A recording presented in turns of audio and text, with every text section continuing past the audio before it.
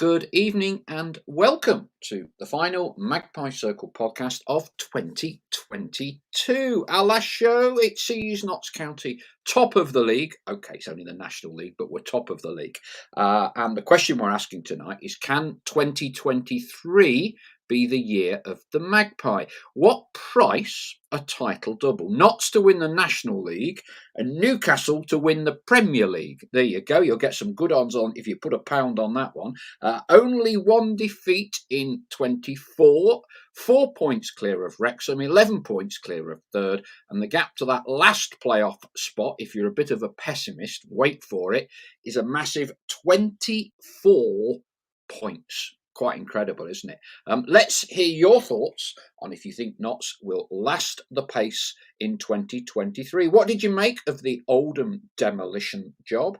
And let's hear your highs and lows of 2022. Joining us tonight, of course, is Mark Stallard.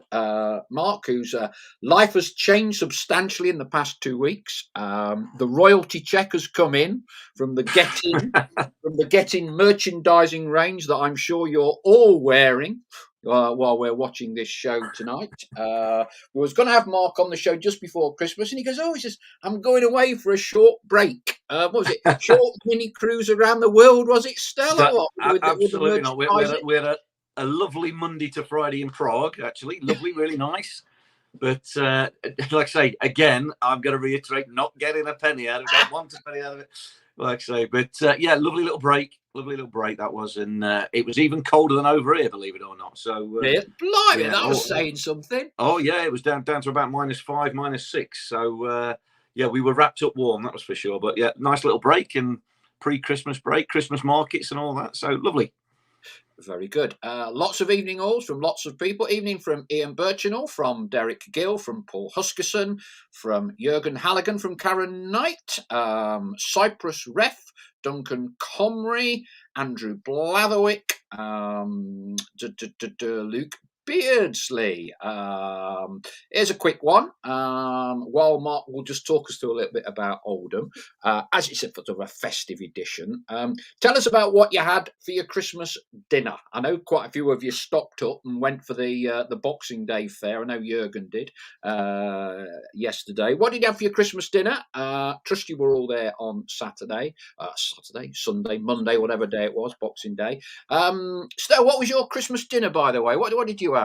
Well, actually, we had steak this year for a change. We had a steak. Yes, we did. Yeah, something different. We usually have turkey. Obviously, I don't do any of the cooking, thankfully, or so my missus, she sorts it all out. We had a steak for a change this year. There's only really her that likes turkey, and while we're on this, I believe the turkey out the kitchen foil has come out on the table downstairs, so it's they're having a bit of a picky dinner with it. But I'm not a massive turkey fan, so we had a steak.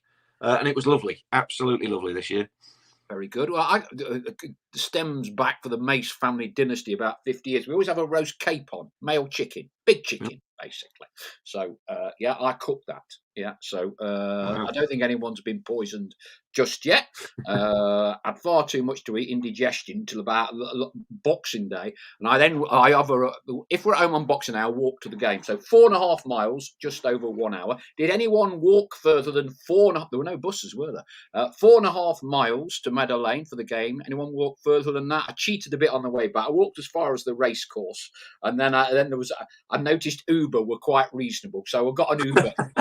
The last 2.5 miles home, £7, and it was worth £7 because I'm not sure I would have done the remaining 2.5 and taken it to 9 miles in a day. In answer to your question, Jurgen, I am back from Qatar. England, France finished me off, and I beetled back home. Here's some Tim Johnson. Isn't it? Mushroom Wellington. There you go. I've not heard of that for Christmas dinner before. Joseph Spinks, Merry Christmas, flock, wherever you are. Ian Birchall had pork and chicken. Luke Beardsley, chicken with lots of gravy. Andrew Blatherwick, there you go. Yeah, he's a posh one. A rib of beef and a turkey crown. Northants pie, yeah, very good. What did he have for dinner? Well, he had them on toast for sure. The Oldham team. Dale Pikett, oh blimey! I don't know whether Salt Bay cooked you this in from Istanbul, Dale. You had tomahawk steak. There you go. That's not bad, is it? That's not bad. Jurgen Halligan, pork chops and chips for me. Pork chop and chips here. No wrong with that. Right, keep them coming. Stell, we're sitting pretty at the top, 4 points clear. I don't think there are going to be too many poorer teams come to Madeleine in terms of a 90-minute performance than Oldham yesterday. But the job got done. Here's a thought for you. Did we make a strategic withdrawal in the second half? Because if we'd won 8 or 9-1, which was perfectly achievable, I'm darn sure Mr. Unsworth wouldn't have been in charge next week. And you don't want a new manager bounce. I mean, as it is, I would think he's not having the best of Christmas and New Year's after that performance, and knowing his next game is against Notts County again. How's your look? Oh, well, I mean, I think anybody who listened to me on the radio might have been concerned I was more bothered about the Oldham performance than I was the Notts, because Notts were excellent again. And it's, we don't want to get blasé about that, but they were thoroughly professional, good quality, got the job done, controlled the game as we know that they can do. But I could not believe Oldham. I just couldn't believe.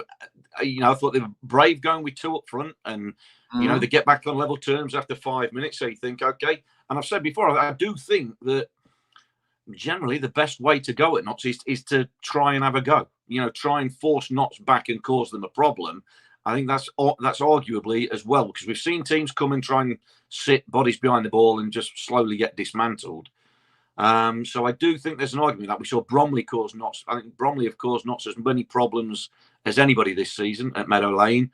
Arguably Chesterfield right properly early on in the season. But Oldham, I mean, yesterday, after the game, I mean, I know it's a bold statement, but I'm not sure, certainly I can't remember a worse 90-minute performance from a visitors against Notts ever. And given that this is as low as Notts have ever played at any standard, is that the worst worst visiting performance ever against Notts? I thought they were awful. I thought they didn't get a sweat on. They didn't get near anybody. It was like statues at times.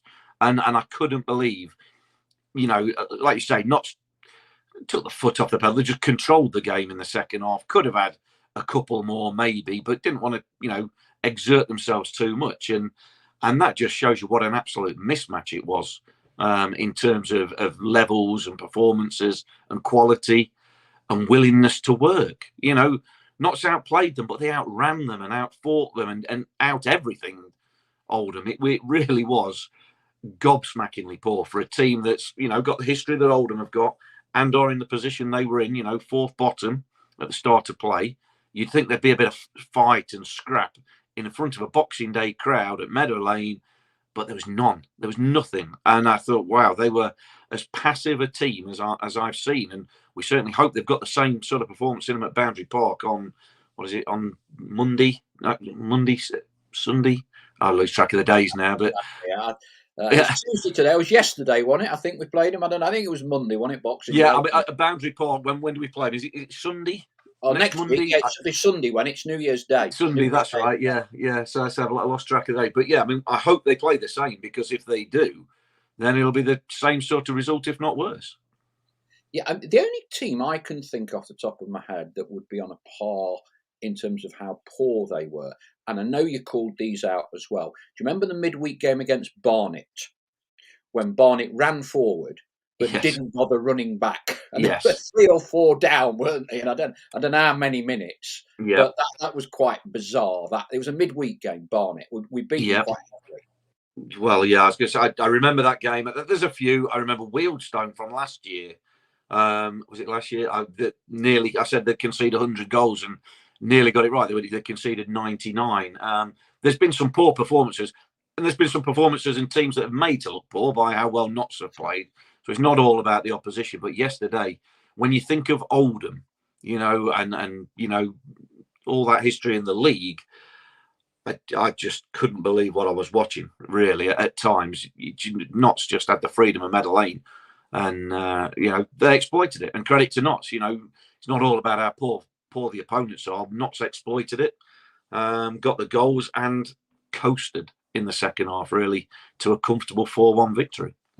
Yeah, I think it's also a salutary lesson, though, isn't it, Stel, in terms of respect in the National League? Because, the Oldham owner came out, didn't he? Where's Dorking, all of this malarkey? And I'm not sure whether they got a draw against them or whatever. But if you look where Dorking are right now, and it's very easy to be dismissive of them. We had the owner on, didn't we, for 10 minutes? We've got him on for when they come up here later this season. He wants to come on and chat to some of our fans, etc. And on the face of it, you think, Dorking, bloody. And then you look, like you say, Oldham were in the top flight with Notts. Two clubs that were in the top flight of English football in my lifetime, who now play each other at National League level. What's happened at Oldham and Scunthorpe, I think you would put into, excuse me, exactly the same category. When the club isn't being run right, it shows you how bad you can be. Because right now, you talk Dorking, you talk Bromley, you talk Wealdstone, they are miles ahead as a football team ahead of Oldham and Scunthorpe, miles ahead. Yeah, absolutely. It's a sort of watch out for anybody at any level of football where you think you belong at a level or you should be at a level. You get what you get at football. You get what you deserve. There's a reason Notts are in the National League. We all know that horror season as a bit of a culmination, really, wasn't it, in League Two, the season we got relegated, and go back any amount of time, there'd be no end of anybody that followed Notts would say we're too big. That will never happen. We'll never drop into non-league. Well, like I say, it can happen. Anything can happen. And you've named two there, Scunthorpe and Oldham. We've played in, well, obviously very recently in Oldham, but Scunthorpe a couple of weeks ago. And there's in very real danger of dropping through the National League into the National League North. And, there's nothing other than performances on the pitch that can stop them. Yeah, and I think at the minute, if you're Oldham and you stick with the same head coach, and likewise Scunthorpe, I think it's a long old season for you between now and the end of April, come early May. Ian Birchman says, I think Scunthorpe are doomed this season. I would say Oldham are far worse at the minute than Scunthorpe. Jurgen Halligan get an early goal on Sunday, and their fans will be on Unsworth's back. It was noticeable, Jurgen, everyone, I think, from my spot in the Pavis, that I think after about 10 minutes they were on the manager's back. So I think that's difficult situation for them there. Gary Smithers, to be fair, prefer being in the top 6 of the National League than the bottom 6 of League Two. Now, I respect Gary. I'm not having it. Right, the Football League is the only place to be. John Collins, I was worried that Oldham would foul out in the second half, but to their credit, they didn't once their number 8 was taken off. Jurgen, I think Paul and Stella watching Chelsea game, that or on the sherry. Paul Huskinson, we might be getting 3 up, 3 down. Well, we'll do that now, Paul, because I was talking with Stel about this just before we went on air. So I think it's worth a chat. You will remember probably earlier this year in 2022, we had Mark Ives on the show, the general manager of the National League. And he came out and said that it was a realistic mid-term objective to get 3 promotion places and up and down between the Football League. Very difficult. Turkey's voting for Christmas, pardon the pun, at this time of the year, with the League Two clubs, especially in the Football League. However, things did move a little bit last week with the whole football regulator debate, whereby government is looking potentially at bringing in an independent football regulator to oversee a more balanced distribution of cash and a more equitable system between the Premier League at this end and grassroots coming down through the leagues at the polar opposite end. The story is, I believe it's true, that Liz Truss had kind of kicked the regulator into touch, Rishi Sunak would support the idea of an independent regulator. As such, the Premier League, bear with me, the Premier League, the Football League, the National League are all trying to get their ducks in a row in terms of being fair, balanced, equitable, more equal distribution of money, etc., etc. And if ever there is time for Mark Ives to be a rat up a Football League drainpipe, now is the time. And there was a story run in the Daily Mail. I know the journalist, and he wouldn't fly a kite unless he knew there was some substance to it, in which the Football League are looking or considering 3 up and down from League Two. Now, clearly, League Two clubs ain't going to be voting for that. However, as I understand it, the Football League plan, because currently League Two has 4 teams going up, 2 teams getting relegated. League One has 3 teams going up, 4 teams going down.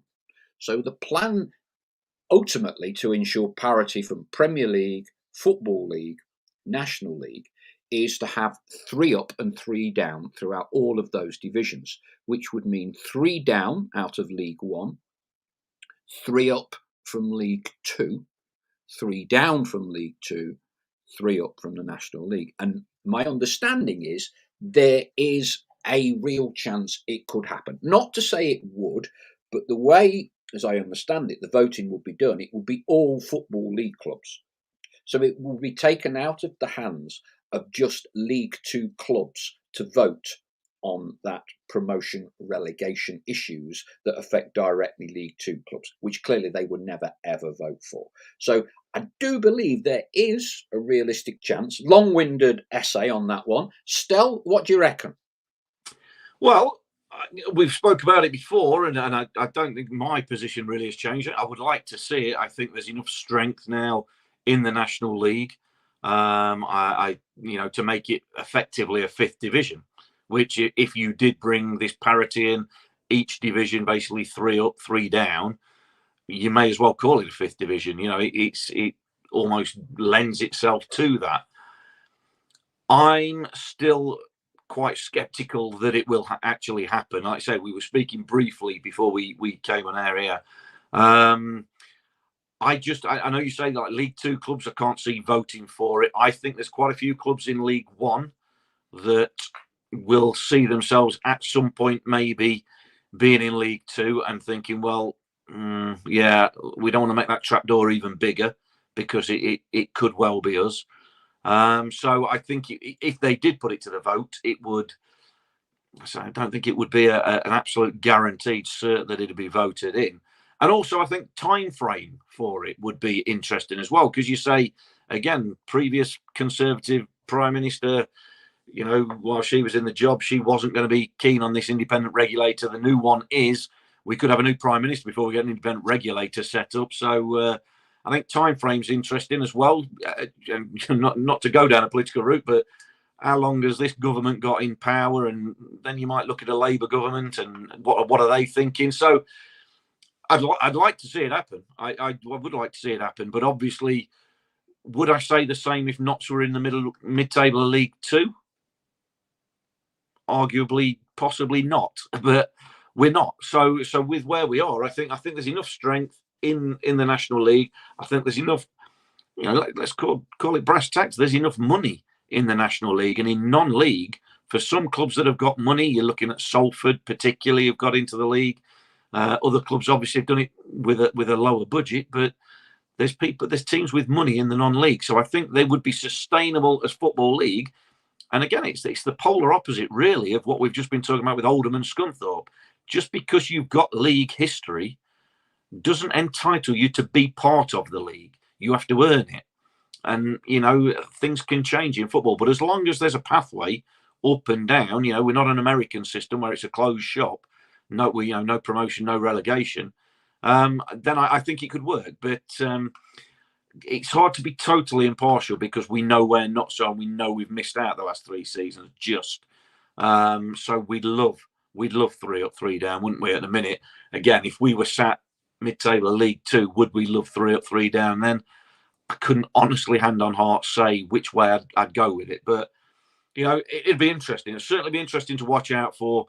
And again, an independent regulator taking our charge of football. Well, as we know, the Premier League in football with billions of pounds, wherever there's money, how independent can independent be?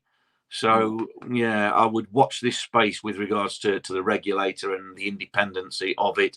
Does an independent regulator, if it wants to level up the playing field financially, does that push the rich clubs back to looking at a European Super League again, exploring different opportunities for that? Because as we know, money breeds money breeds greed, and those that have it want more of it always, and those that haven't always want a little bit more of it. So it's an interesting topic, and one that I'll certainly keep an eye at. But again, I don't know what the time frame for it, Paul. I know you said you've got, there's a good chance of this actually becoming something that comes to fruition. Away at the earliest. It's 18 Yeah, months away. yeah. So again, by then we could be League One. So it won't matter us. It's an interesting view, and I'll get your point. Get your take on this, Stel. So Magpie says it's the best thing that's happened to us in our recent past, dropping into non-league. I'm presuming Magpie says mischievously, you're a massive fan of Alan Hardy. Then, I mean, he's delivered what you wanted. Gary Smithhurst, to be fair, prefer being in the top 6 of the National League than the bottom 6 of League 2. Joseph Spinks, me too, says Gaz. So he's of an opinion we're better off in the National League than we are in the Football League. Gary Smithers, don't think we'd have got the best part of 10k yesterday if we were 5th bottom of League 2. What's interesting, Gary, highest average attendance at this club for the past 10 years was when we got relegated out of the Football League.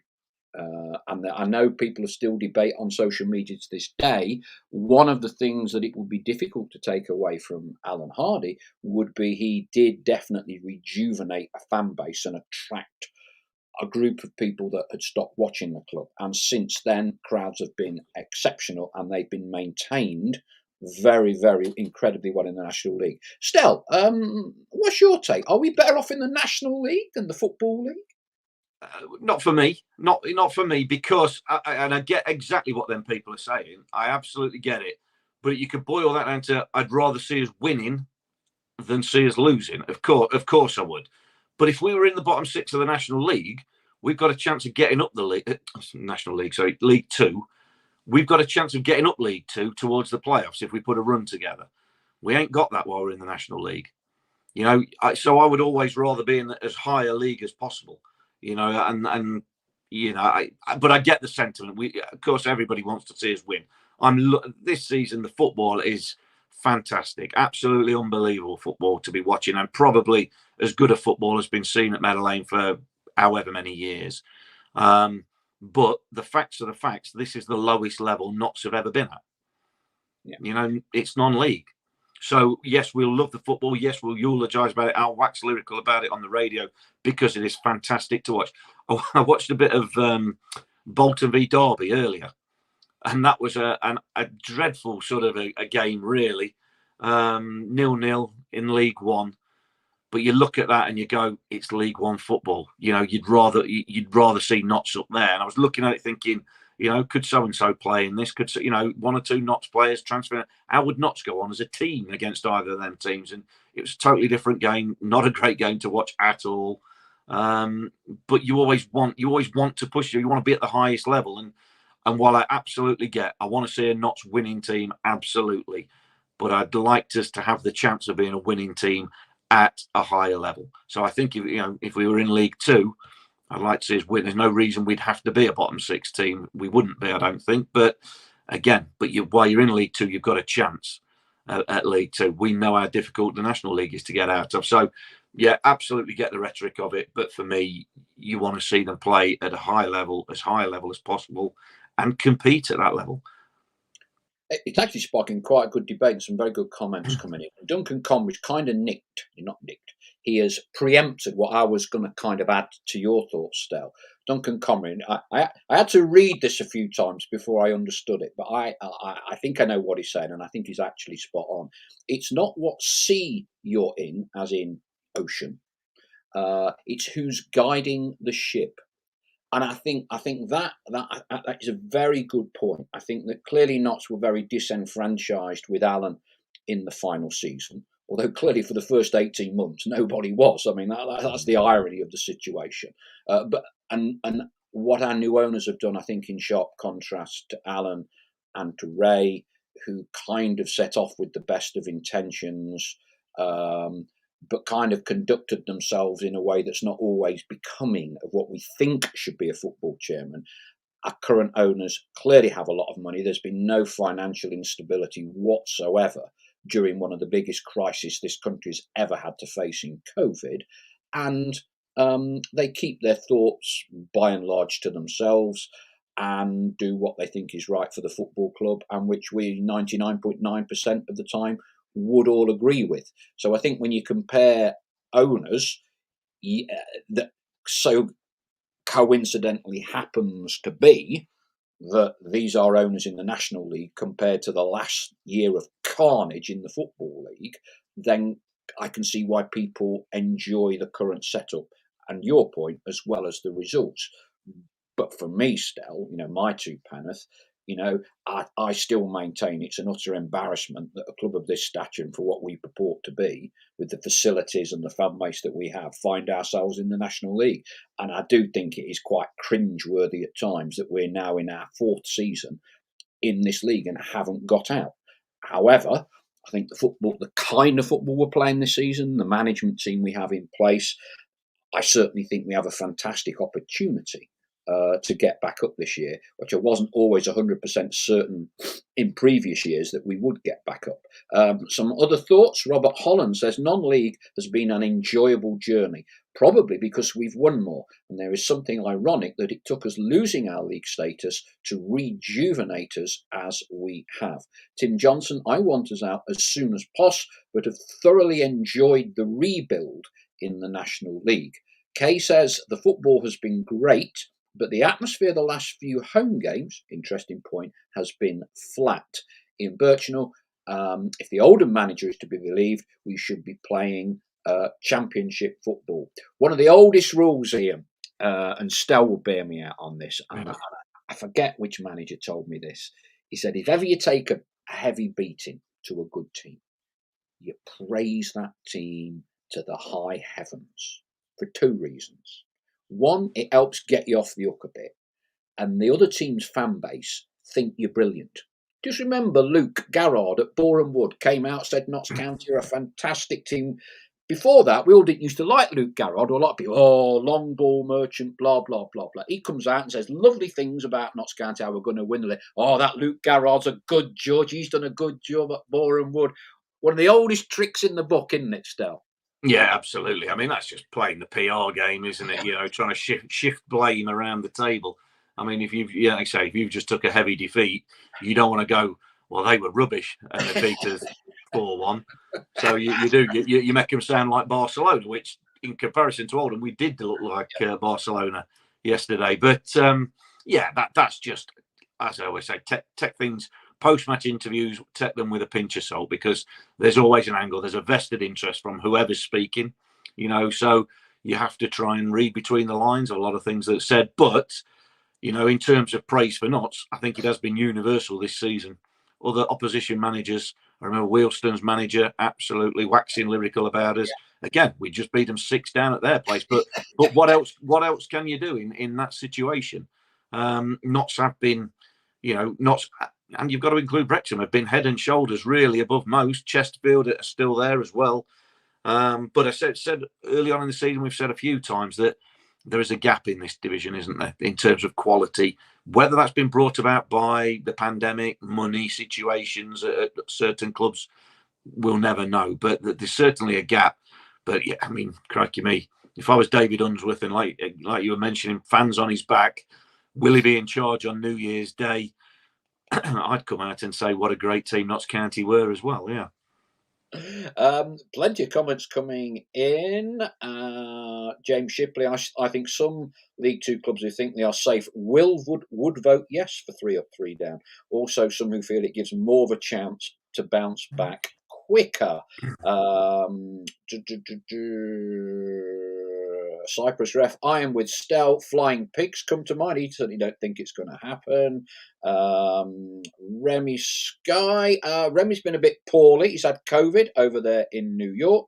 Thank you. Best wishes to all of you. I absolutely will do. Big win was helpful medicine, I must say, although Wrexham's performance caused some nausea. Andrew Blatherwick, when promotion becomes automatic, most of the became automatic probably 15 years ago.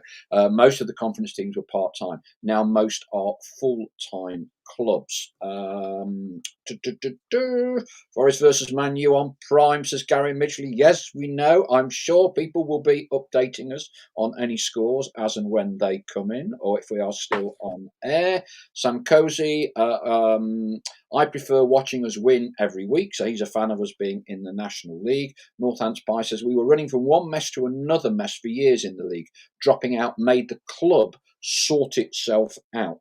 And for clarity, we're not better off in the National League. It just made the club address the issues. Gary Smithhurst, excuse me, you can tell I've got this throat as well. Stell hits the nail on the head. It's about winning football. If that's in League Two, all the better. Andrew Blatherwick, how many more decent-sized clubs need to fall out of the league to be replaced by clubs with more mediocre clubs?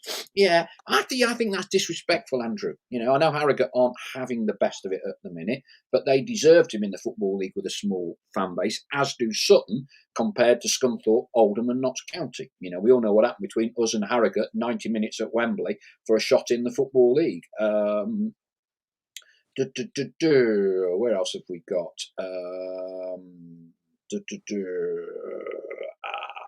Hang on, there's a point I want to raise in a minute. Chris Gosling, evening, Chris. BT and Vanarama, there's far more coverage and exposure in the National League than in League Two. I certainly think for all the criticism that Notts fans aim at Adam Virgo, there is more national coverage now, courtesy of BT Sport, of the National League than there ever has been before. Derek Flowers adds, I'm watching from my room in the City Hospital Cystic Fibrosis Unit. We wish you all the very best there, Derek, and thanks for tuning in and watching us, hoping we help the time go a little bit more speedily. Andrew Blatherwick comes back. Yeah, I will like this one. I'd promote 8 teams in 1 year with no relegation. Then I would restructure the EFL and to have 5 divisions of 20 teams. I've long been an advocate of that, Andrew. I think that would be a step too far. Let's see if we can get 3 up, 3 down. I mean, the one point I'd raise about the rebuild in the National League, I think if you know you're going to be in it for a finite number of years, 2, 3, 4, 5, it's manageable. But, you know, when we've had Rob Ryan, read the podcast guys from over there, Nathan Soul, you know, he'll tell you Wrexham have been down there for like about 12, 13, 14 years. I think our views on the National League and the Football League would deteriorate quite a bit if there's any sense of you're in the National League for the long term. I think at the minute it's difficult not to, predicating a lot of this on we think our loan to the National League is kind of very much short term, and we're going to be in the Football League very soon. Let's see. Vinny Starr, hi all, not often I get to view live. Everyone seems to forget National League used to only have 1 promotion place, so EFL clubs must have voted for a extra relegation place before. Interesting point, Vinny, that is quite right. That's quite right. Richard Norris, best not side I've seen in 13 years. We will be top this season. The only thing I don't, devil's advocate a little bit still, you were talking about Bolton and Derby. Stockport were the best team in the National League last season by quite a long way, and it's an interesting debating point as to whether we are a better team this year than Stockport were last year. Stockport have found it tough going back into the Football League. Far from, they have spent most of their time in the bottom half of the division, and they're now starting to work their way up. I saw Mr. Wotton in Morrison's in Netherfield the other day. There you are. He's doing well. Do you think we perhaps sometimes underestimate and we kind of get a little bit carried away or not? Because, we played last year, Rochdale twice, the only Football League club, and we drew and lost to them. I actually think there's a bit more of a gulf than than we'd have us believe, if I'm honest with you. Yeah, well, I mean, first and foremost, after his pay rise, I thought I'd see Carl Wotton in Waitrose or Ricardo or something like that. Love it, Stal. Great one, Morrison's. I love that one.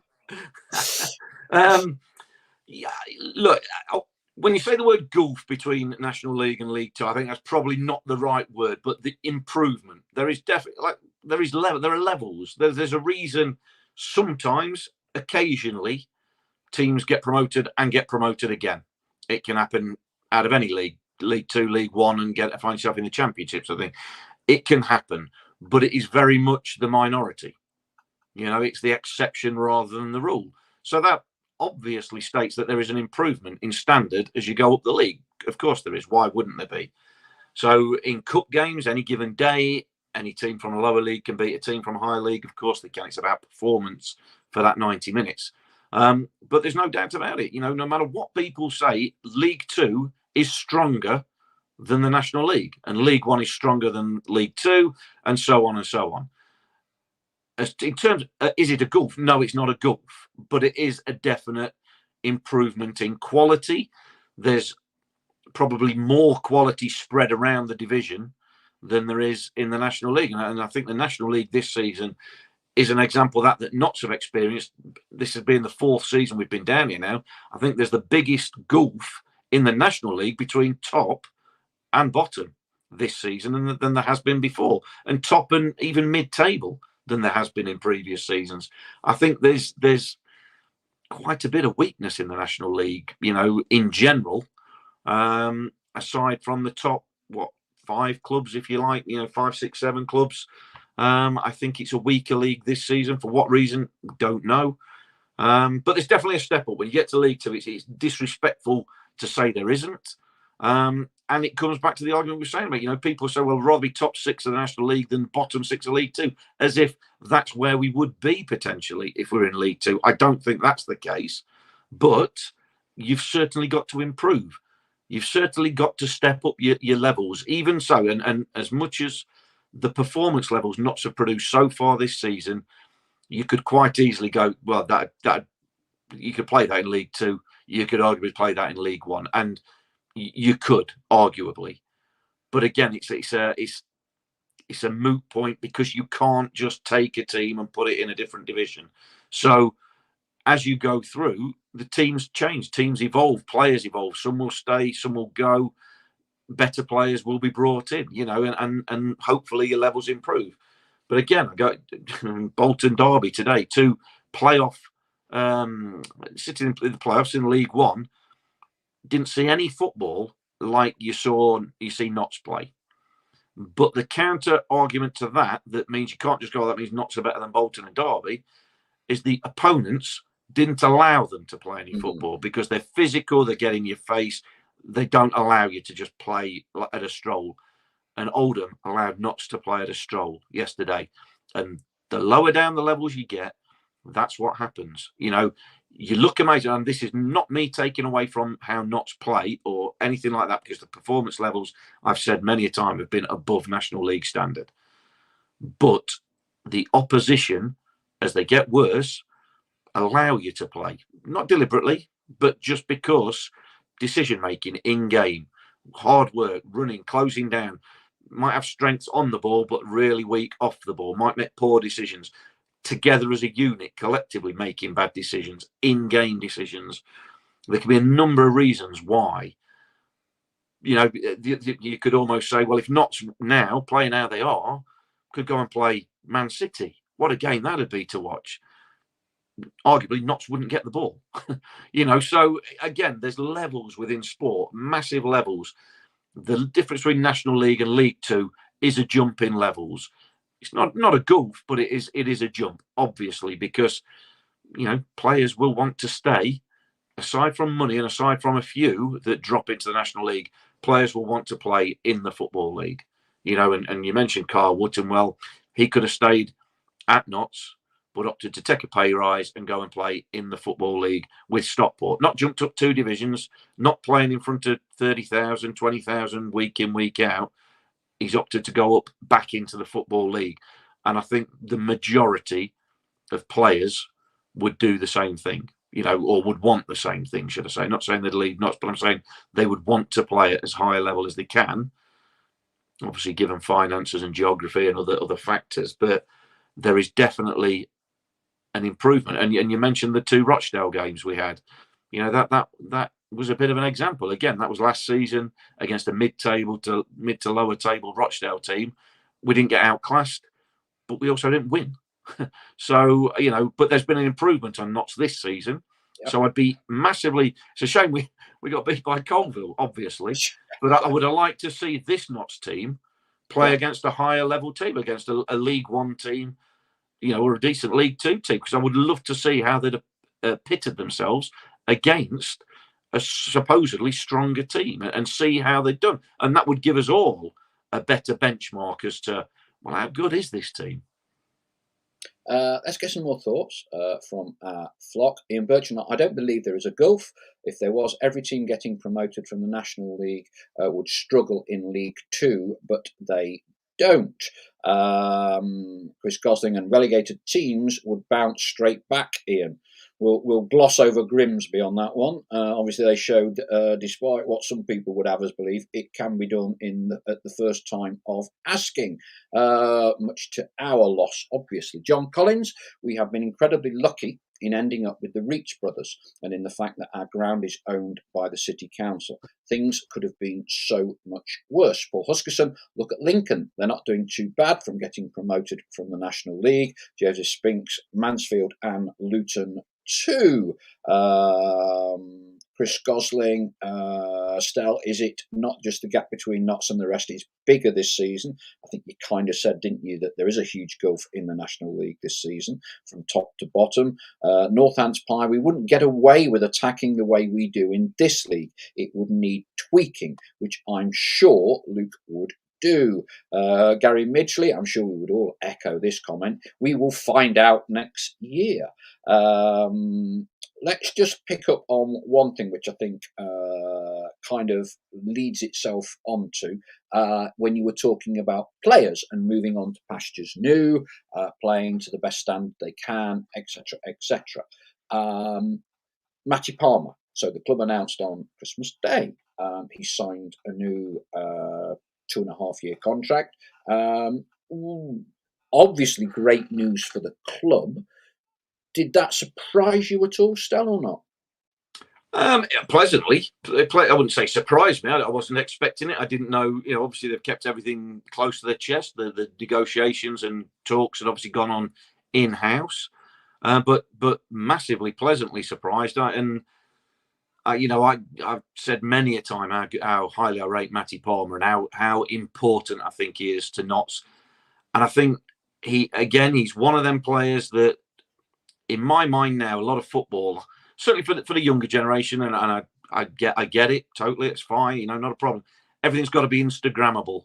You've got to do something that can be put into a 30-second or 10-second clip of something that's amazing. You see footage of people Cruyffing and nutmegging, and it cuts off just before they give the ball away.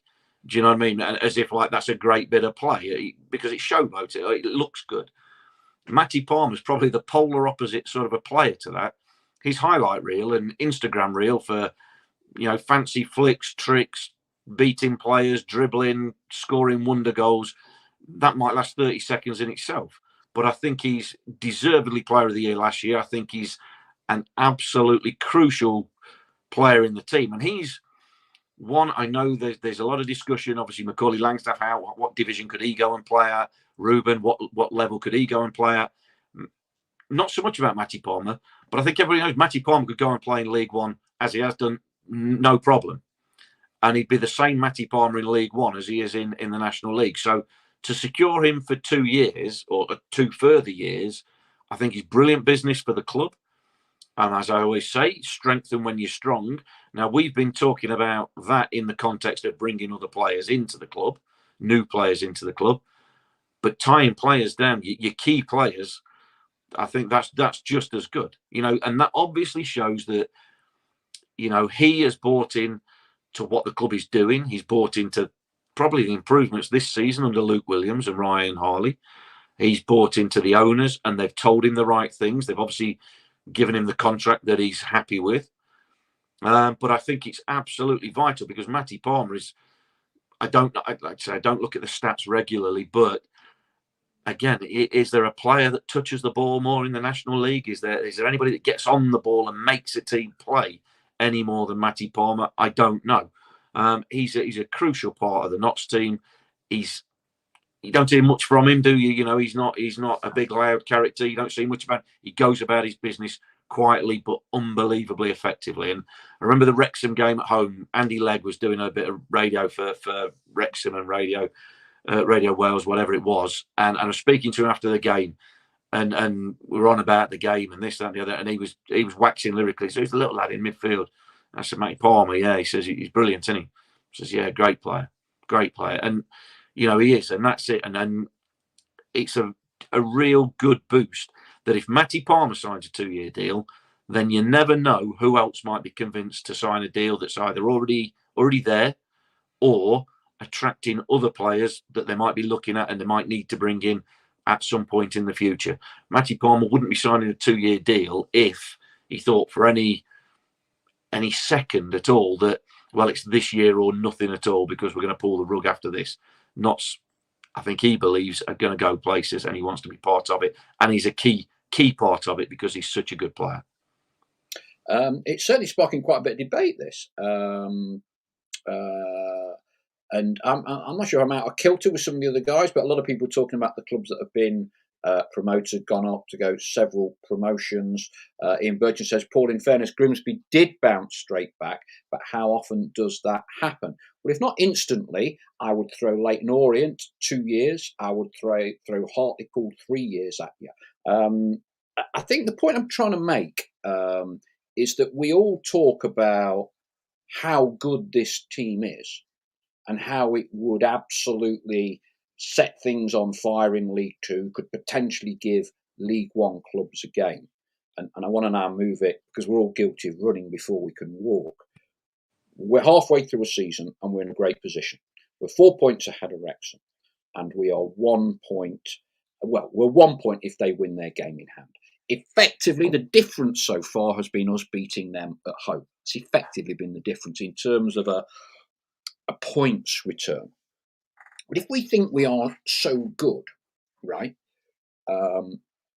my point would be we absolutely should win the title, irrespective of what Wrexham have got and all the rest of it. And I would throw this one out, Stel, and I'd welcome people's other points.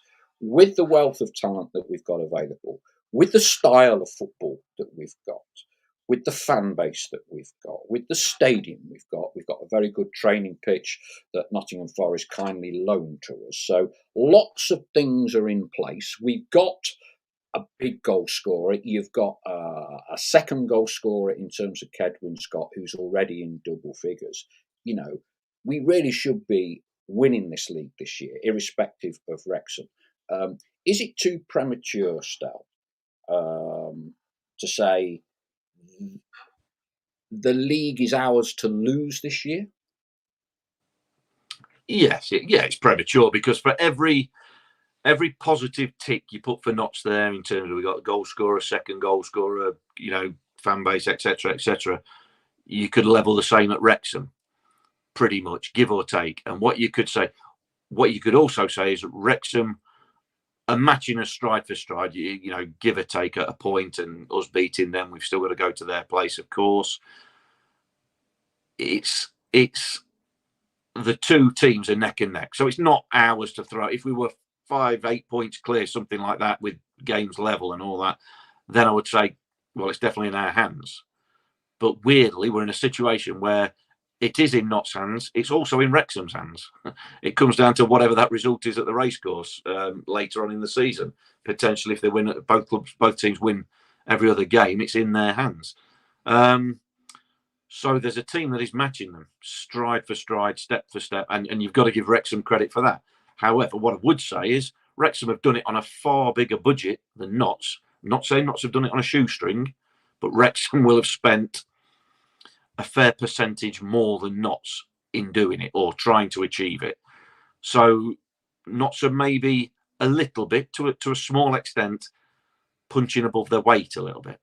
Now, I give that as credit to, from the Reach brothers down, but particularly this season to Luke Williams. I think the improvement he's got in 24 league games is immense. And obviously it's not taken 24 league games, but the improvement and the level of consistency is just, we've seen on the 3 seasons previous, and like I said, I've never really wanted to knock a manager. Neil Lively, Ian Birchnell had us playing some decent football, some really good football at times, and got us some good results and got us close. But this year, I mean, the levels have just gone up. But we've seen previously how easy it is to lose a couple of stupid games and drop points here, there, and everywhere. We've seen how easy that can be. This season, that has been kept to an absolute minimum. And so, we're rightly, deservedly top of the tree. Does that make it ours to throw away? No, of course it doesn't, because it's neck and neck. There's very little in it. So you've got to keep going. But the pressure for me is on Wrexham. The pressure is on Wrexham because of the expectation, the money, and the fact they've got to keep winning to keep pressuring Notts. They're behind. And as much as people, it's like a long distance race, you just pace yourself and then sprint at the end. Football isn't like that. Although we use the analogy of it, football isn't like that. You'd always rather points in the bag. So, it's tight. It's not Notts to throw away at all. But, it's there. And even if the unthinkable happens and we don't get that automatic spot, at this point now, would you be worried, concerned, or would you back against Notts absolutely winning the playoffs without a problem? Unlike maybe we'd have thought in previous years where we'd give ourselves a chance, but it's a bit of a lottery. This year, Notts have been that good, that consistent, that you'd back them in the playoffs. But that said, I'm still not absolutely ruling out as beating Wrexham by 10 points. So, the level of consistency has been that good. But also, we've got to be fair. As much as we want to rival with Wrexham, we want to do them. You've got to hold your hands up and say their consistency has been fantastic as well, because they're getting the job done. To score 5 against Solihull yesterday, that's not just something that you do by accident. So they're a decent team with really decent players. They've paid a fortune for a lot of them, and they're paying them a fortune.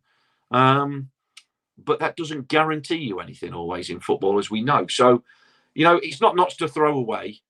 That'd be blasé and disrespectful to sort of say that. But if Notts carry on, with the levels and the standards that they're playing at, then I think they'll win the league. So say all of us. Chris Gosling, I know we are biased, but how many Wrexham players would you take in our starting 11? Ian Birchnell, ours to lose. Sorry, Paul, I think that's disrespectful to the league.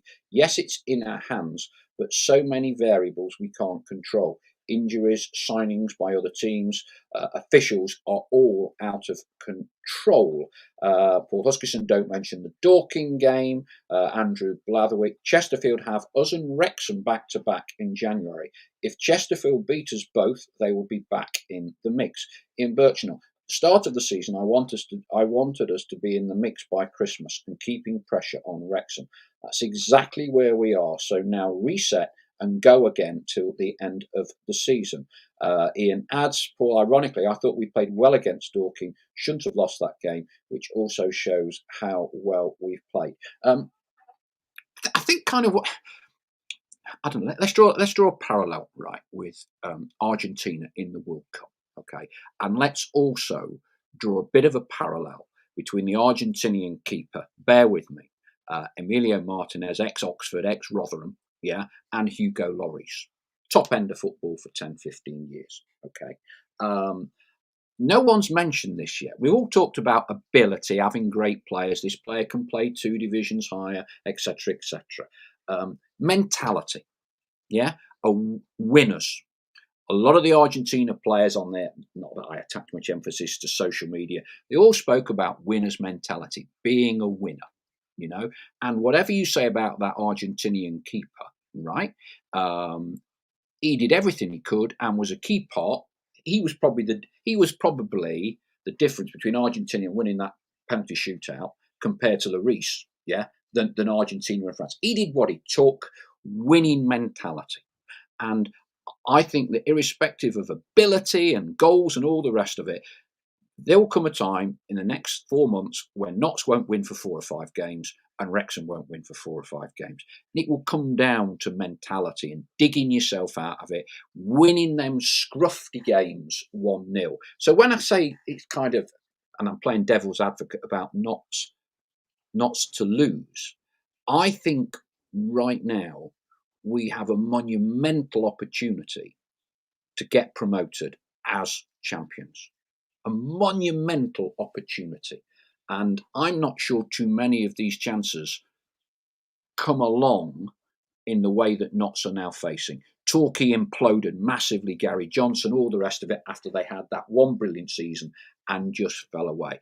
I just think we have to, by hook or by crook, win the league this year. I do. You know, let's be realistic. Macaulay Langstaff, if we don't go up, probably won't be here. Yeah, if he carries on scoring goals the way he is, nor I suspect would Ruben Rodriguez. And I know there's a few comments on here. So when I say it's ours to lose, I just think we're in such a great position, reset, mentality. I mean, from your perspective, having played the game, Stel, and you've been in dressing rooms, you know, where there's been a huge amount of talent, you'll also be in dressing rooms where there's some players that just are serial winners, yeah, and they kind of seem to know what to do to get over the winning line. And I just think that is going to be a huge, huge part in the next 4 months. Yeah, I mean, absolutely. You know, you've got to have the mentality. You've got to have, but mentality is part of your makeup. It's part of your skill set. I call it. You know, you're right. I've been in talented dress. I've been in dressing rooms where there's talented players who maybe fall down on the mental side of the game or the psychological aspect of it or what have you. Training ground players, we used to call them, look great when you see them Monday to Friday, but whenever they got a shirt, didn't affect a game. Whether that's pressure, whether it's there. Always say this. Neil Bishop would always say, worst trainer at Notts during the week, but on a match day, whatever it was, he got things going for himself and his teammates. Yeah, well, and that's fine. But you've got to have a manager that accepts that, because you hear so much nowadays about managers. You know, anybody who doesn't put the shift in training doesn't get the shirt. So the game has changed. The game evolves. The game always evolves. Life, everything in the world evolves.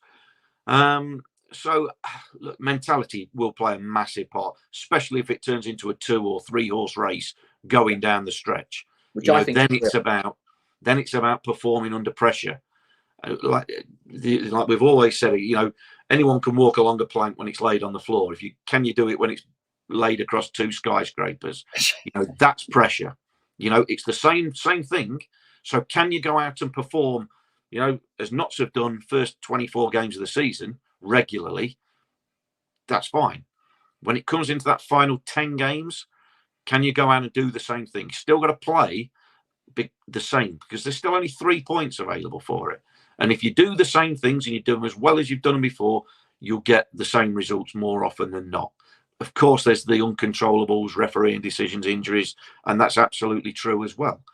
But, you know, your mentality is a large part of winning, but so is talent, and so is ability, and so is hard work. And so there's so many, everything that goes into the mixing pot, and it's all got to come out, and it's got to come out 22 more times between now and the end of the season for 90 plus minutes, you know. And that's what really matters, and that's what coping with the mentality of it is. The pressure, the dealing with the situation, the dealing with us talking about it, the press talking about it, media talking about it, the hype, the fans coming to the games, the expectation that's on your shoulders, playing against teams you're expected to beat. Going to Oldham now on was it Sunday? Did we decide Sunday on New Year's Day? Going to Oldham, where it would be unthinkable for us not to take 3 points, seeing how Oldham played yesterday. But yesterday's game will have little to no bearing whatsoever on Sunday's game, because they've got to do it all again. The minute they start thinking, and it will have started straight after the game, if the players start thinking, well, they were bobbins. Well, I tell you what, I'll have a couple of beers tonight because we've done our job. And I tell you what, I'll have a few mince pies and I'll take it a little bit easy because we've only got Oldham away. That's when you come unstuck. That's when, or if you think, oh, do you know what, I don't need to quite do as much in training this week, or, you know, I've scored a goal, I've played well, so I'll be playing on Sunday, so I'll just ease up a little bit. That's all that needs to creep in for you to get unstuck. We know in football, like I say, that's why none of us can predict what's going to happen. We can all have a guess. We can all give examples of things from history of, you know, Grimsby, like you say, teams that have come down and gone straight back up or gone up quickly. Conversely, there's teams that have come down and never got back up. You know, we can all find examples, but none of us know what's happening in the future. We can all predict. And that's where the players have got to have the mentality to think, we've achieved nothing yet. You hear Luke Williams say it all the time. Great that we're top of the table. Yeah. The football we're playing, yeah, really good. Yeah. But there's room for improvement. We can get better. We've got to seek to get better. The minute you think, this is great, yeah, we're good, that's when you get found out. And that's when all of a sudden we'll be 6 points behind Wrexham or something will happen. That's where mentality comes into it. The mentality keeps the talent honest. I think it's fair to say that some of our flock do not quite share your enthusiasm for the playoffs, given our previous record in them, Stell. Keith Locke asks, if we don't go up as champions, how do you think we would get on in the playoffs? Ian Burton, we don't want playoffs as it's a lottery. Hey, Paul. Yeah, spot on there. Chris Gosling, our last 5 playoff campaigns have been unsuccessful. I'd rather not find out. None of us would. One or two general points regards incomings and outgoings. Since you were last on the show, Stell, John Bostock's come in. Tiernan Brooks has come back from his loan. Brad Young's gone back. Would you be looking to do anything squad-wise in terms of changing up, strengthening, or not? I say I'm always happy to be on the lookout. You know, if you can strengthen, and I think that's. I mean, I must admit, if you were asking me a position, I thought we needed to bring somebody in. Midfield wouldn't have been the place I'd have been looking at, but they brought John Bostock in, became available, was training with the club. Obviously, Luke Williams thinks he fits in well, and so they brought him in. The owners have made the funds available to give him an 18-month contract, and he's in the door. So it shows that they're always looking. It's just whether people become available. You look at the midfield options now Notts have got, and you think, wow, you know, we are blessed a little bit really in there that you could field 2 midfield threes, and you're not too much weakness or strength either way. You know, not one's not stronger than the other, if you like. So there's plenty of options in the middle of the park. Not quite sure we've got as many options in one or two other areas, but again, it's not about bringing players in for the sake of bringing players. It's got to be the right player. John Bostock's come in. He's been playing in League One, hasn't he, recently with Doncaster, been in training with the club. They've had a chance to look at him, see his personality, his ability, see him up close, and they've gone with an 18-month contract. So he obviously likes what he sees. Again,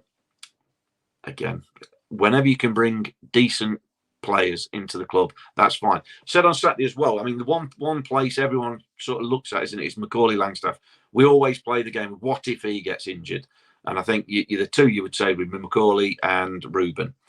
Well, Ruben would be very difficult to replace because you don't grow Rubens on trees, and where you'd go to replace him, you might go with something slightly different, you know, not a like for like player. But you know, Macaulay Langstaff, you said, well, what if he gets injured? The start he's had to the season.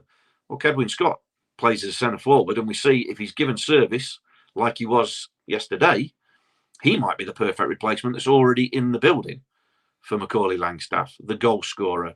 Scored 20 plus goals, didn't he, for Gateshead last season, not far behind Macca. So again, you sort of go, well, does that sort of fill that hole if that happens? I think the squad is strong. Don't get me wrong, but I do think it's not top heavy in terms of numbers. But we've got Connor Rawlinson out, been out for a while. Jim O'Brien was out Saturday and had been out previously for a month or so, wasn't he? And Macaulay Langstaff was out. Okay, we hope he's back for Sunday. And every time somebody's been out, they've filled in. They find somebody to come in, and there's been no drop in performance. So it's absolute trust in Luke Williams and everybody behind the scenes that does the recruitment in terms of what they've got lined up, who they're bringing in.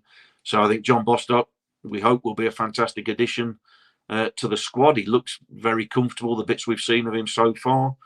So yeah, I think you can't not have trust in Luke Williams the way his first 6 months in his job have gone, in terms of how he's got the team playing, in terms of the new recruits, which weren't all his signings, of course. It's the recruitment team and the process of finding them, but how he's got them playing. And Ryan Harley as well. You got to give credit around. Everybody from Richard Montague and Jason Turner off the seat. Everything at Notts this season is going pretty near perfectly. But like Lou Williams said, we've achieved nothing yet.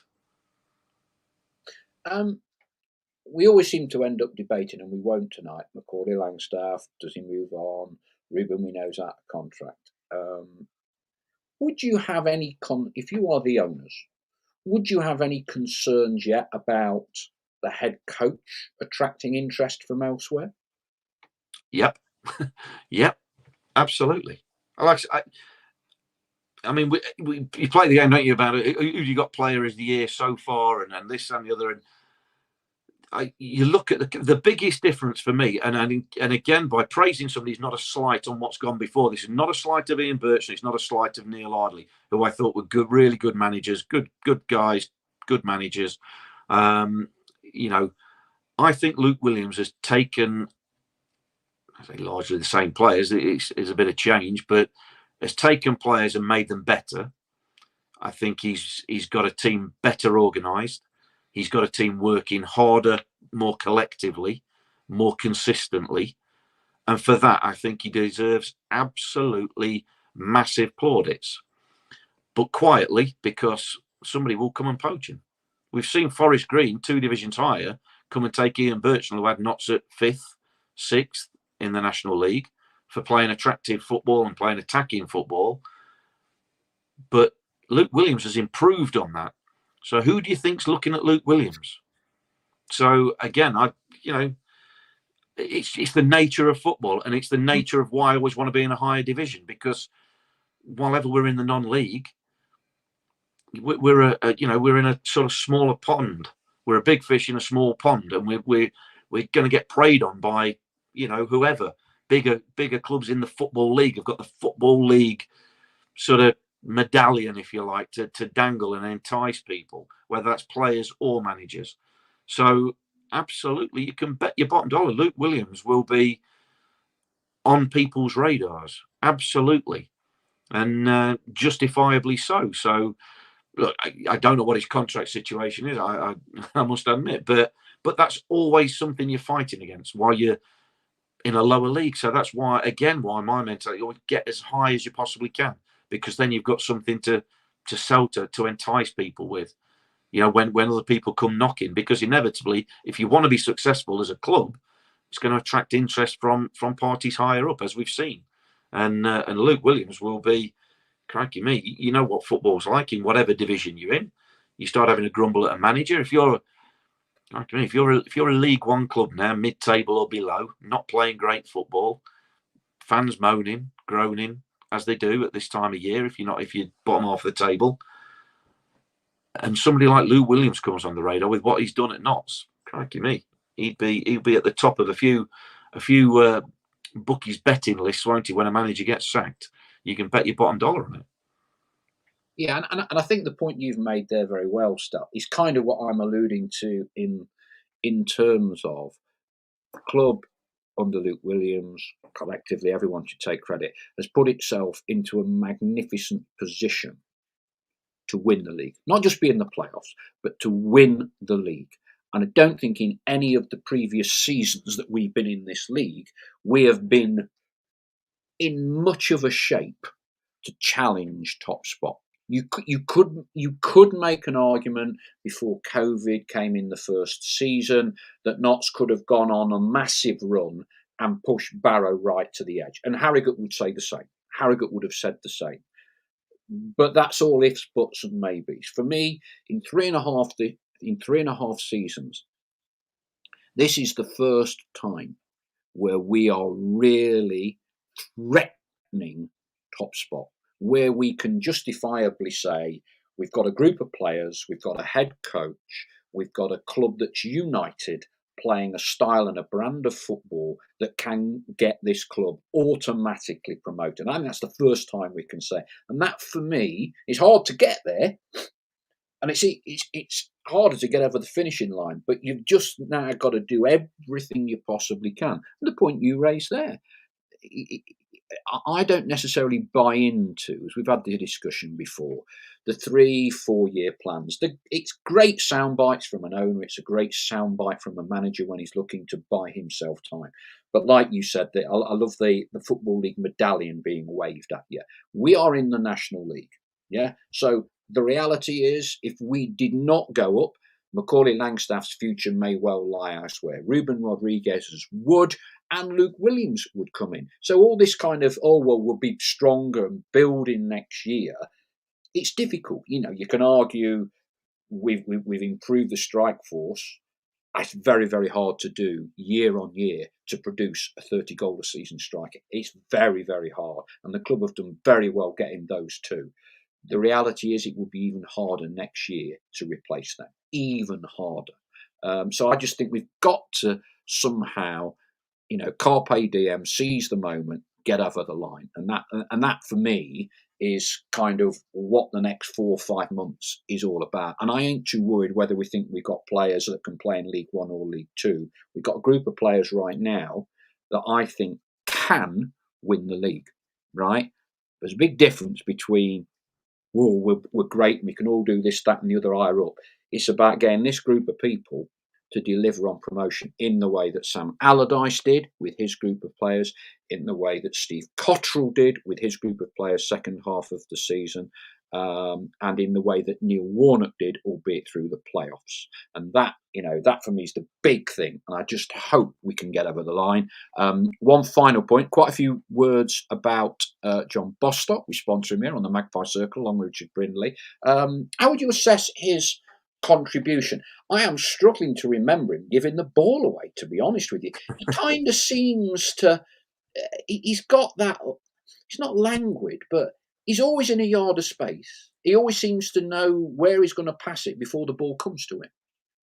Yeah, absolutely. He looks comfortable at the level, comfortable in the Notts team, relaxed. You say languid, whatever word, an adjective you want to throw at him. It's almost like he's playing in the way he plays, Yeah, absolutely. He plays stress-free football in terms of, like I say, the awareness. But good players can do that. I'm again a bit of a ridiculous sort of. I'm thinking a Michael Carrick type of player, where you look at him and you go, he's never seems to be under much pressure, never seems to be hassled and harried. But that's because in his head he's got a picture and he drops into a bit of space, knows what time he's got on the ball. But there's a few Notts players like that at the level that we're playing at. There's a few Notts players got time on the ball and got good awareness, got a good picture around them of what's going on about them, and consequently, when you look at the possession stats, we don't give the ball away very much. So, but I think John Bostock looked comfortable, very comfortable. Is I think the optimum word for him coming in. Fitted him nicely, looks comfortable, and like I say, we'll see what he's got and what he can add in the remaining 22 league games.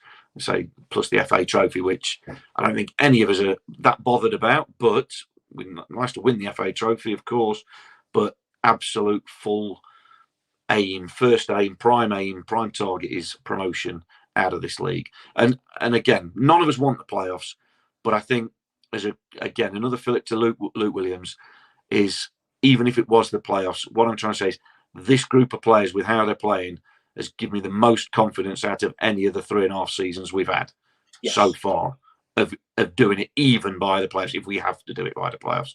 Don't want to see the playoffs, but this is the most confident I would be going into them with this group of players, with this manager. Yeah, I think you and I are kind of in universal sync on that one. One final point. I'm conscious we've gone over the hour now, but we'll quickly discuss this tonight because I've forgotten about it. Chris Gosling asked Paul, "What's your reflection on the club's accounts that we saw last week?" Don't know if you saw those, Stel. No, basically, Notts are 14 million in debt to the Reach brothers. That's basically what it is. So the total cost since the Reach brothers came in, and that 14 million would include the purchase price. Now, as I understand it, the purchase price they paid was, depending on who you believed, was between 2 million and 4 million, Chris. But that deal was structured in such a way, my understanding, that the Reach brothers purchased the club debt free. Now, I know one or two people have said, "Oh, Alan Hardy is responsible for 10 million of this 14 million." That's not the case. So somewhere between 2 and 4 million, which the owners paid, that got them a kind of a debt-free Notts County. So what has happened in the ensuing 4 seasons, 3.5 years, is that the owners have had to prop up the club with the best part of £14 million. Some of that will have been operating capital set aside for this season. But it does make me smile sometimes, Chris, when you talk about we talk about sustainable club, right? The sustainability of a football club is down to 2 things. One is the wealth of the owner, and 2 is the willingness of the owner to continue propping up the club. Notts County, in my opinion, and 99% of all clubs outside the Premier League and a handful in the Championship, will never make any money and will not break even. It's the willingness of owners who are prepared to prop up the club. We're very, very fortunate in Alexander and Christoph Reach, who dip their hands into their pockets and loan the club money. Now, the slight challenge that comes to this, if our owners got to a point where they didn't want to keep putting money into the club owes them a substantial sum of money, Chris. That's where the problem's coming. And that is the kind of challenges that Peter Swan had at Scunthorpe, who says, "Well, I put all this money in, therefore Scunthorpe are worth X, I want to sell up." The owner would turn round, prospective owners turn round and say, "Well, you've not improved the club." Yeah. So at the minute, 14 million, if the owners, they're not, will be looking to recoup. Yeah. They're probably looking to want 14 million back, which clearly for a National League club is not really a fair price, I would suggest. But in answer to your question, it just tells you how much we are in debt in every sense of the word to the owners. They don't moan about it, they don't cry it in. But for some people out there who say, "Oh yeah, well, if we sell Macaulay Langstaff, we break even," and fantasy island stuff. Running a football club, Stel, it's a very, very, very, very, very expensive business, and you need very, very, very, very, very deep pockets. Correct? Yeah, absolutely. And I mean, it's all the more reason that we should celebrate and thank the owners that we've got. And I always feel sorry for any owners where they put their money in and they get stick off fans and all that sort of thing. That's the nature of football. I get it, but you feel, crikey me, that is a tough stick to be beaten with at times. But to have Alex and Christopher, running the club how they do since they've took over, it's been exemplary of how to own a football club.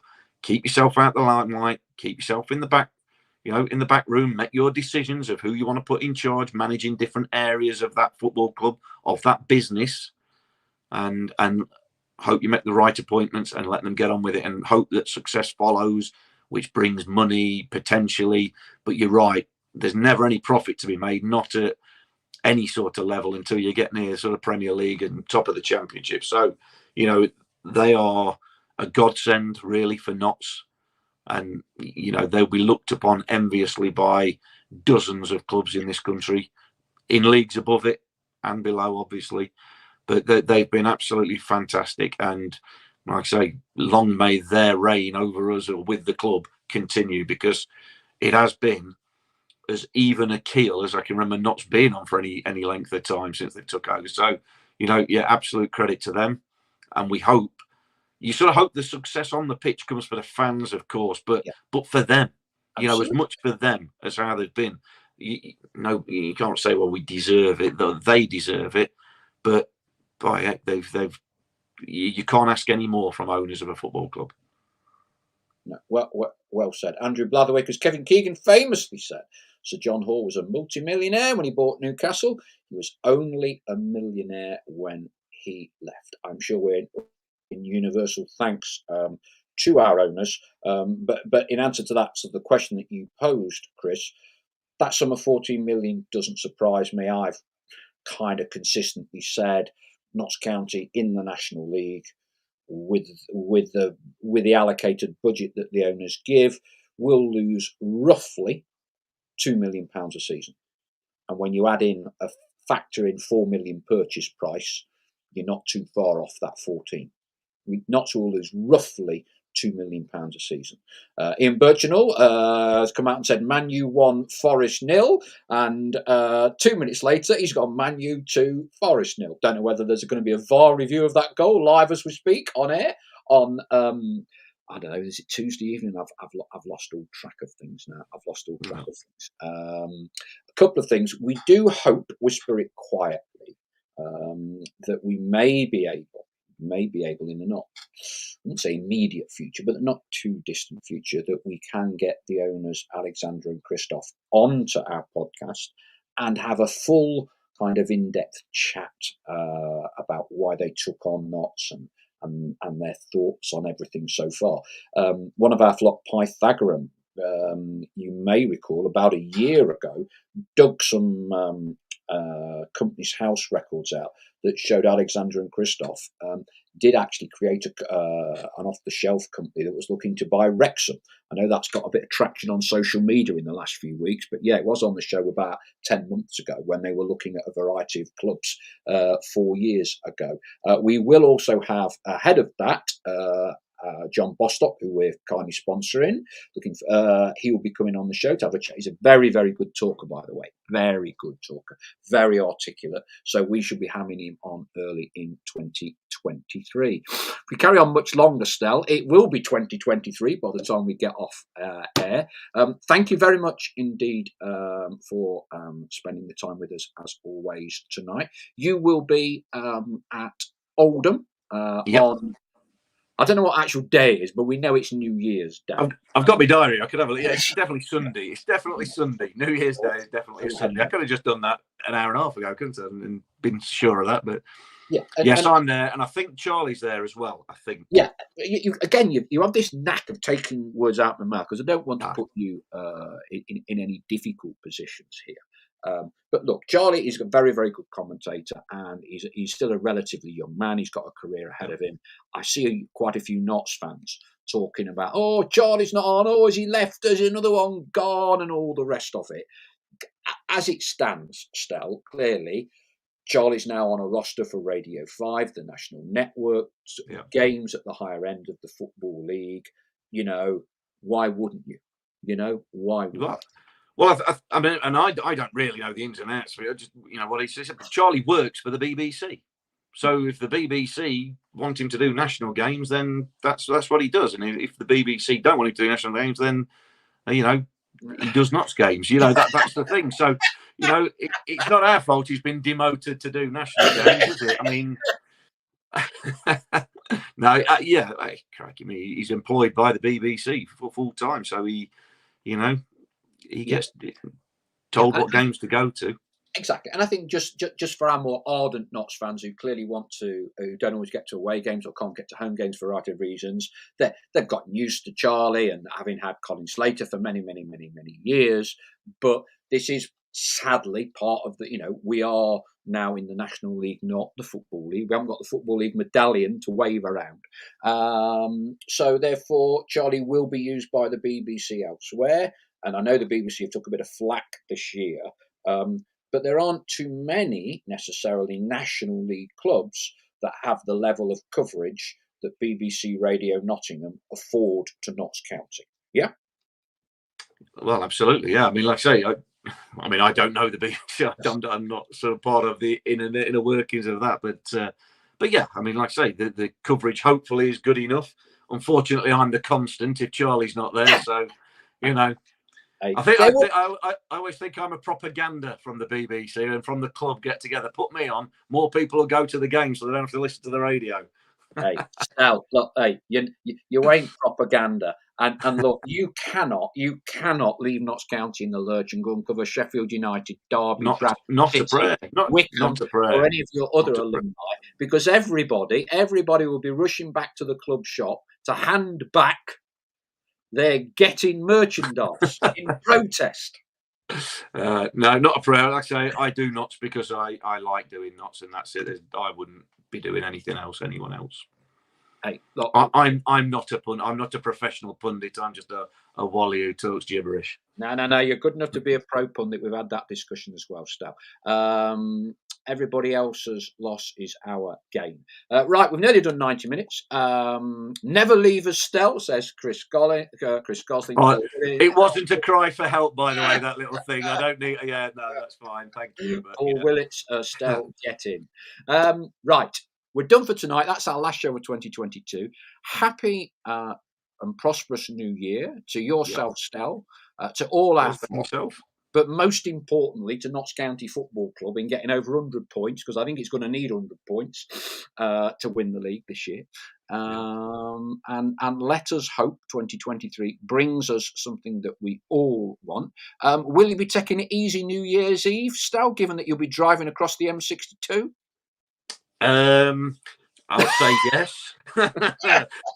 I don't know, actually. I think we're out for a meal at sort of tea time, and then... Yeah, you know what your New Year's like. But yeah, Charlie usually drives there and I drive back. So yeah, we've got to be obviously clear-headed enough to drive. So there'll be a couple of drinks celebration, obviously.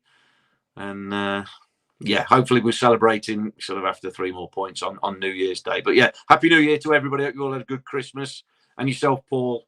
And here's to a successful 2023.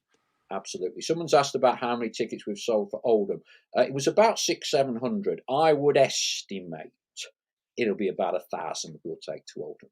I think it'll be about 1,000. And the good news is I think Oldham's stand is kind of that old stand, isn't it? 2,500 I think it takes. So we should make a racket. I'll tell you what was interesting.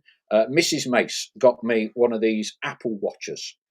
And there's a reason there's a reason other than to get in Mrs. Mace's good books, which is never easy.